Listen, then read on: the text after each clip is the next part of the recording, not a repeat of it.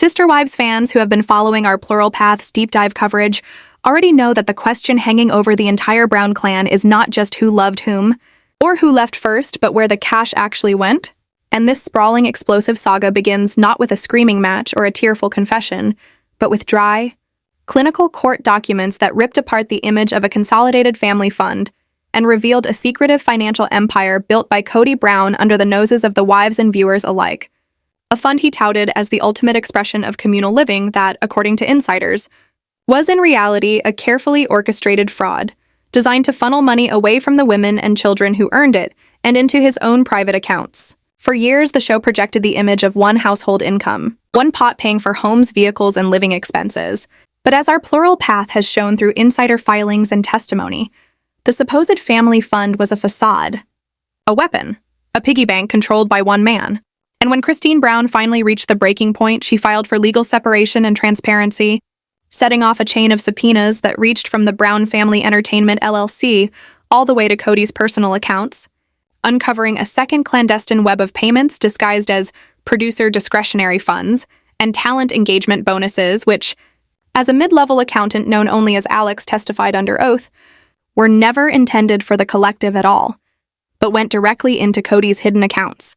totaling almost $900,000 over 6 years while the family was told they were broke. And these revelations were not abstract. They translated into Mary being denied the $40,000 she needed for her bed and breakfast, Janelle forced to live in an unheated RV on Coyote Pass, and Christine told a return to Utah was financially impossible, while Kody quietly sat on a war chest big enough to cover it all. Alex brought wire transfers, internal memos, and spreadsheets to court, showing how TLC's retention bonuses became a golden leash around Kody's neck that guaranteed his cooperation and continued the drama for ratings even as his wives went without. And the papers laid bare a pattern of deliberate mislabeling where family support payments were redirected to luxury hotels, golf club memberships, designer clothes, and Caribbean resorts, a pattern that our Plural Path's analysis has traced line by line through the filings, connecting Kody's on-camera pleas of poverty to off-camera indulgence. And when Christine, Janelle, and Mary confronted the numbers, they each reacted in their own way, Christine collating every discrepancy into a chronology of evidence, Janelle verifying texts, emails, and unpaid bills with outside professionals, Mary recording the emotional toll on the children as holidays were ruined and trust eroded, while Robyn's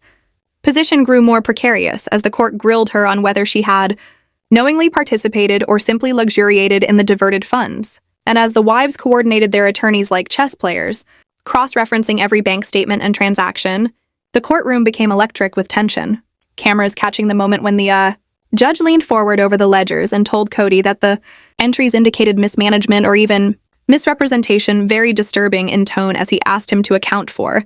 home improvement withdrawals that never became improvements and educational expenses that funded extravagant buys. Each excuse Kody offered immediately refuted by the wives' meticulous documentation, and Mary's testimony connecting cold numbers to real consequences, describing missed opportunities and strain on children, while Robyn's line-by-line questioning revealed discrepancies that shifted perceptions of her involvement, all of it building to a turning point when the judge, clearly irritated by the dishonesty, shook his head over bank payments tagged as family support but spent on lavish vacations, declared there was enough evidence to proceed with a complete fraud case against Kody. And our Plural Path's reporting shows how that moment set social media ablaze. Headlines declaring Kody's family fund exposed, and fans flooding the wives with messages of support. Legal analysts noting that the pattern of misappropriation bore all the hallmarks of criminal negligence. YouTube creators dissecting the documents in viral videos titled "The Family Scam They Tried to Conceal" as public outrage grew. And inside the courtroom, the wives shifted from helpless victims to active, fact-based witnesses determined to hold Kody accountable, presenting not just fiscal mismanagement, but the history of subterfuge and control he had pursued for years, with lawyers unveiling fake bills, phantom emergency repairs, and empty sub-accounts labeled for housing or medical emergencies that were actually shells to hide personal expenses. And when the judge finally read out his ruling, the room fell silent. The official proclamation using the word scam repeatedly as he directed Kody to refund the stolen funds with interest, ordered properties and extravagances bought with the fund to be sold and proceeds distributed equitably among the wives, and mandated outside audits of any future budgets to prevent further abuse. a public and legal denouncement that left Kody chastened and silent while Christine, Janelle and Mary made statements of responsibility and openness outside the courthouse, greeted with general support on social media. Their toughness and record-keeping hailed by analysts for exposing the scam, and as Our Plural Path concluded in its coverage, the courtroom drama may be over for now, but the social and emotional repercussions, the lost trust, the strained relationships, the shattered public image, will take far longer to heal, because this was never just about money, but about manipulation, betrayal, and the cold truth of a patriarchal clan masquerading as communal finances, a reality television story that transcended television and became a legal struggle, a saga of accountability, grit, and revelation that will linger in the minds of viewers for years to come. As the shockwaves of the judge's ruling reverberated beyond the courthouse walls, Our Plural Path's cameras and correspondents captured the Browns stepping into a world they no longer controlled. A world where the tidy, scripted narrative of plural unity had been replaced by depositions, asset freezes, and televised accountability. And in this new terrain, Christine, Janelle, and Mary found themselves not only fighting for restitution, but also renegotiating their identities as women who had been cast for years as supporting characters to Kody's vision. Their private text chains suddenly transformed into evidentiary timelines, their old grievances now corroborated by forensic accountants hired by the state, and the first days after the ruling were a blur of emergency motions, discovery deadlines, and strategic meetings with counsel as the wives tried to secure what remained of the communal assets before further dissipation could occur. While Kody retreated behind his attorney's statements and a brittle public silence that only intensified speculation, Our Plural Path obtained exclusive access to newly unsealed affidavits, showing that even as the trial proceeded, Kody had attempted to open 2 new LLCs in Arizona under the names of his older sons, entities flagged by the court's auditor as potential continuity vehicles for moving money out of reach of the restitution order. And these revelations set off another round of filings in which the wives' lawyers demanded injunctions and sought contempt findings, arguing that Kody's behavior showed an ongoing pattern of concealment rather than remorse. While social media turned into a real-time grand jury, fans dissecting screenshots of wire transfer receipts and speculating about the role of longtime family friend and financial advisor Kyle Merritt, whose own deposition hinted at offshore accounts and entertainment industry side deals designed to route appearance fees away from the taxable entity of Brown Family Entertainment LLC. Christine, who had once been the most hesitant about going public, emerged as a de facto lead plaintiff, giving interviews outside the courthouse in which she framed the case not just as a fight over dollars, but as a fight over truth and respect, telling Our Plural Path's microphone that we were told we were a family, but in reality we were employees and pawns, a line that went viral within hours. While Janelle focused on compiling the Kody Pass dossier, a thick binder of unpaid invoices, double-booked contractors, and irregular draws from the construction fund that her lawyer would later describe in a motion as a Rosetta Stone of misappropriation. Mary, quieter but no less meticulous, worked with a child advocacy nonprofit to document how the diversion of funds had impacted education, medical care, and extracurricular opportunities for the younger children, building a damages claim that went beyond property and into the realm of long-term harm, a move that legal analysts on YouTube praised as savvy and unprecedented in the context of reality TV family disputes. Robyn, meanwhile, became the focal point of a new wave of subpoenas as the state sought to determine whether she had actively signed off on any of the questionable transfers, or whether she had, as her counsel argued, been an unwitting beneficiary, and her on-camera tears, once a ratings boon, now drew sharp-edged memes and critical commentary about complicity, with Our Plural Path's comment sections filling up with arguments between viewers who still sympathized with her and those who saw her as a co-architect of the deception. At the same time, behind the scenes, the forensic audit widened, uncovering what it described as a lattice of interlocking obligations, loans taken out in the names of older children, life insurance policies pledged as collateral for secret credit lines, and appearance fee advances from third-party sponsors routed through shell corporations. And each new revelation fed into a swelling narrative of patriarchal control and financial gaslighting that extended far beyond the few headline figures first reported. One especially damning spreadsheet, entered into evidence on day 12 of the hearing, showed how a line item marked family travel coincided exactly with Kody's solo trips to luxury golf resorts in Scottsdale and Palm Springs, complete with upgraded suites and spa packages, while at the same time Janelle was being told she could not afford a winterized RV and Christine was maxing out credit cards to cover basic household repairs. The judge's patience frayed as Kody's attorneys tried to argue that these were executive expenses, necessary for the business of maintaining a public persona, and the courtroom gallery audibly groaned when opposing counsel displayed side-by-side photos of the supposed business venues, all high-end resorts with no record of production meetings or filming permits. Meanwhile, Our Plural Path traced the broader fallout. TLC's quiet removal of promotional clips featuring Kody's monologues about family unity, advertisers hesitating to renew sponsorships, and a new cottage industry of independent creators poring over court transcripts to map the full scope of the scheme, creating interactive timelines and flowcharts that went viral on TikTok. Christine leveraged this momentum, launching a series of live streams framed as Transparency Tuesdays, where she answered fan questions about legal processes, emotional healing, and the practical steps of extricating oneself from financial abuse, quickly amassing hundreds of thousands of live viewers and turning what had been a humiliating courtroom ordeal into a platform for education and empowerment. Janelle began collaborating with a consumer rights attorney to draft a reality talent Bill of Rights proposal aimed at state legislators, arguing that cast members on long-running reality series should have clear, individual contracts and direct payment streams rather than funneling all earnings through a single head of household entity. And Mary's quiet but steady documentation of the children's needs caught the attention of a national morning show,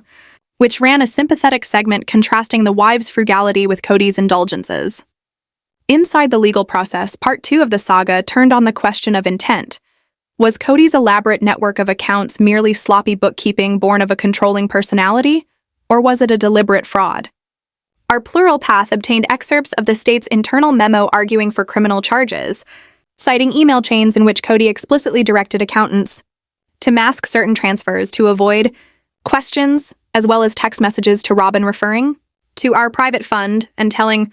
her to keep quiet until filming wrapped. These pieces of evidence, if admitted, could shift the case from civil restitution to criminal prosecution, a move that would not only jeopardize Kody's remaining assets, but could also subject him to imprisonment. And legal commentators across platforms debated the likelihood of an indictment, noting that his public persona as a reality TV father might sway a jury, but the paper trail was unusually strong. As weeks turned into months, the women's unity deepened, with Christine acting as strategist, Janelle as researcher, and Mary as advocate. Their trio presenting a united front in and out of court while Kody's isolation grew,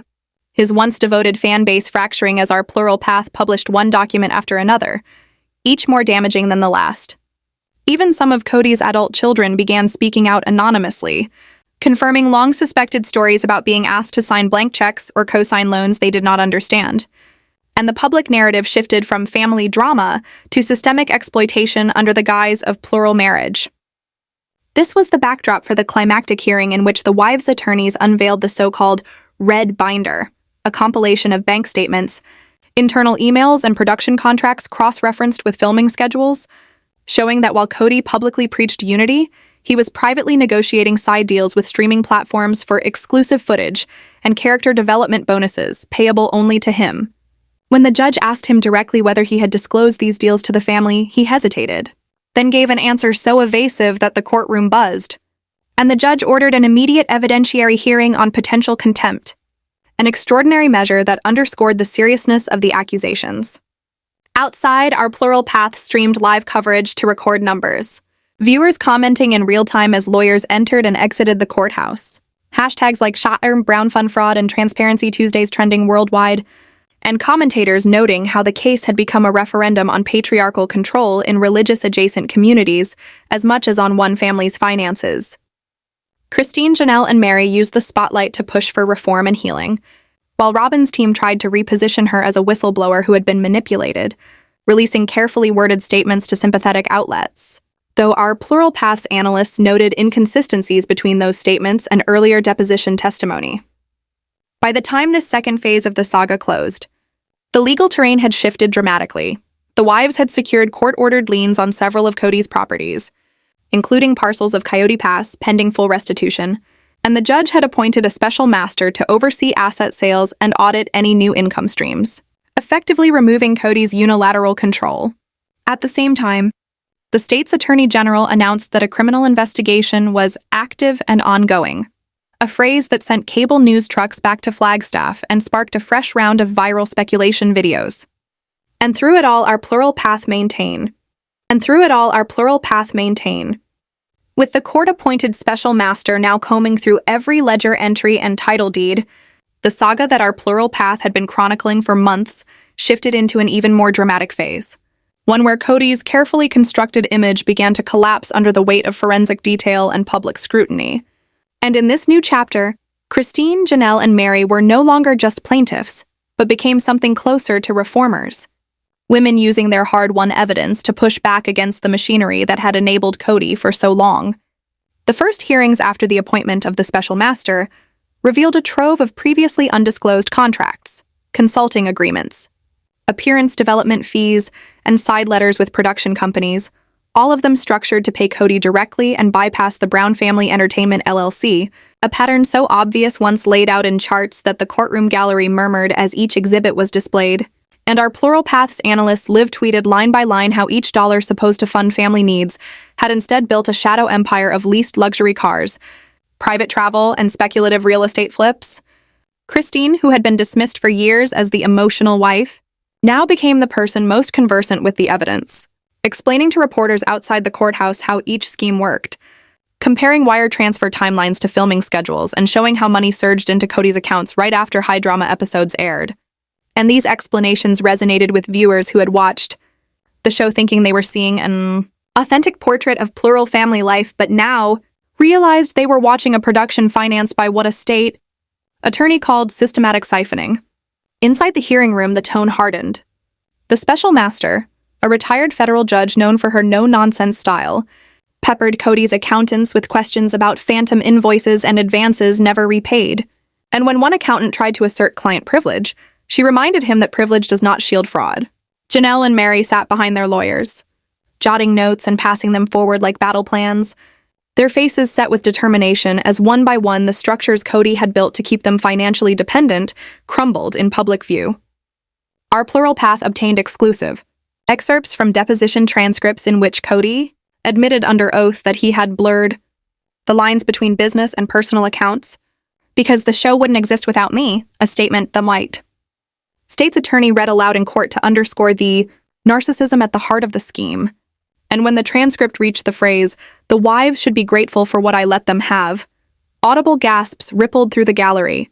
a sound caught on live microphones and replayed across social media. Robyn's situation also intensified in Part 3. Her lawyers filed motions to quash subpoenas for her personal bank records,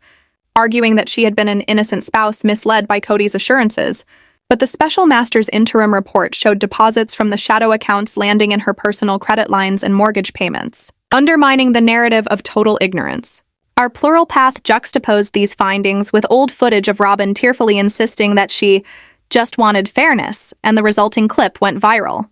sparking hashtags like Darn Fairness Funds and Robyn Knew across Twitter and TikTok. Christine responded to this online storm not with gloating, but with another Transparency Tuesday livestream, telling viewers that this is not about revenge,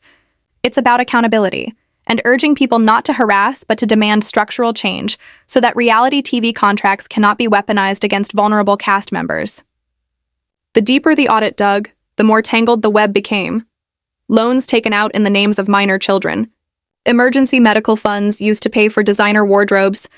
and even a charitable foundation Kody had set up, ostensibly to support plural family education,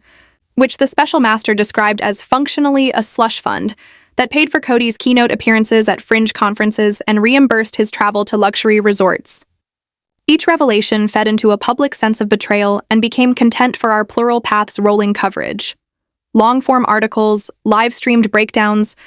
annotated PDFs of the court filings, transforming what had begun as a family's private unraveling into a case study in financial manipulation under the guise of religious tradition. As Part 3 unfolded, the state's attorney general moved from cautious language to aggressive action, filing a motion to convert the civil restitution case into a criminal fraud investigation and impaneling a grand jury to consider indictments. Legal commentators described this as the point of no return, noting that the paper trail assembled by Christine, Janelle and Mary was stronger than many white-collar cases they'd seen. And Our Plural Path captured the moment outside the courthouse when the wives emerged. Clasping hands as a reporter shouted, "How do you feel about a possible indictment?" And Christine answered simply, "This is about truth. We've been living a lie. It ends now." That clip ran on evening news broadcasts and was clipped by dozens of YouTube creators, fueling a second wave of viral analysis videos. Meanwhile, Kody's isolation became total. Former allies distanced themselves, sponsors pulled out, and even some of his older children gave anonymous statements to journalists corroborating the wives' accounts of coercive control and financial secrecy. In one particularly striking moment, Our Plural Path published an interview with a production team, whistleblower who claimed that crew members were told to destroy footage showing Kody taking envelopes of cash from TLC staffers, footage allegedly off contract, and never to be aired. And although these claims are still being vetted by investigators, the mere existence of such testimony added another layer of potential obstruction to the case. Against this backdrop, Christine, Janelle, and Mary began planning for life after litigation. Christine launched a nonprofit aimed at educating women in faith communities about financial autonomy. Janelle spearheaded a campaign for a reality talent bill of rights at the State House, and Mary partnered with a child welfare group to set up scholarships for children from plural families who had been financially neglected. Each initiative was covered extensively by Our Plural Path, which framed them not as publicity stunts, but as logical extensions of the women's hard-earned lessons. Inside the courtroom, the climax of Part 3 came during a marathon evidentiary session, in which the special master presented her preliminary findings. A 150-page report concluding that Kody had engaged in a sustained pattern of deceptive accounting practices and recommending criminal referral. When she read aloud selected passages, noting that funds earmarked for minor children's health care were instead spent on personal travel and luxury goods, the silence was palpable. Kody, sitting at the defense table, rubbed his temples and whispered to his attorney. Robyn wept quietly, and Christine, Janelle, and Mary stared straight ahead, their faces a mix of vindication and sorrow. Our Plural Path's livestream chat exploded with comments like, "Justice at last," and "Years of lies exposed." The judge set a date for a full restitution hearing and hinted that he would grant the Attorney General's request to share the special master's report with criminal investigators. Outside, Christine spoke briefly, saying, "This isn't just about us. It's about every woman who's been told she's part of a family but treated like an unpaid employee." A line that trended for days. A line that trended for days. By the time the special master's interim report had circulated, the saga Our Plural Path had been chronicling entered a new, even more combustible phase. And Part 4 opened with a stark visual contrast. Kody Brown shuffling into court in a crumpled suit, flanked not by wives but by attorneys, while across the plaza Christine, Janelle, and Mary advanced like a unified front, their lawyers carrying binders of evidence, the women's faces a blend of exhaustion and resolve. Inside, the judge convened an emergency status and integrity hearing to deal with a stack of new motions, to freeze Kody's streaming residuals, to block further transfers, and to widen the criminal investigation after a whistleblower alleged he had ordered destruction of footage and emails. Our Plural Path streamed every moment, overlaying graphics of wire transfers and property deeds as legal experts explained, the stakes to a swelling online audience who filled the chat with messages of solidarity and calls for a reality talent bill of rights, echoing Janelle's recent proposal at the State House. In court, Kody tried to frame the discrepancies as bad bookkeeping, but the special master's exhibits, enlarged on projector screens, undercut him, showing his own signatures on transfers from children's trusts into his personal accounts. And when opposing counsel displayed a time-stamped email in which he instructed a junior accountant to move it now before they notice, an audible hiss swept the gallery. Robyn, seated behind her lawyers, clutched a tissue as her name appeared on deposit slips. Although her counsel insisted she was an innocent spouse, memes of her courtroom tears spliced with luxury shopping images went viral under what Robyn knew. Christine continued her Transparency Tuesday streams, turning testimony into public education on financial abuse, while Mary quietly built a coalition with child advocacy groups to push for restitution clauses prioritizing minors. The emotional punch of Part 4 landed during Mary's testimony, when she described missing her son's graduation trip because there were no funds, only to learn in discovery that the money had paid for Kody's VIP golf retreat. The gallery fell silent. The judge leaned forward, and even opposing counsel looked chastened. By day's end, the judge granted the wives' motion to place liens on all remaining Coyote Pass parcels. ordered Kody to surrender passports and a complete accounting of every LLC he controlled within 10 days, and granted the Attorney General access to sealed production contracts. As the gavel fell, Christine, Janelle, and Mary clasped hands in a spontaneous show of solidarity that became the lead image on news sites worldwide, while Kody slipped out a side door, his swagger replaced by a stooped shuffle, and Our Plural Path concluded in its late-night post that the case had shifted from private implosion to public blueprint for confronting exploitation with evidence and collective courage, foreshadowing a final act of indictments, asset seizures, and perhaps even jail time.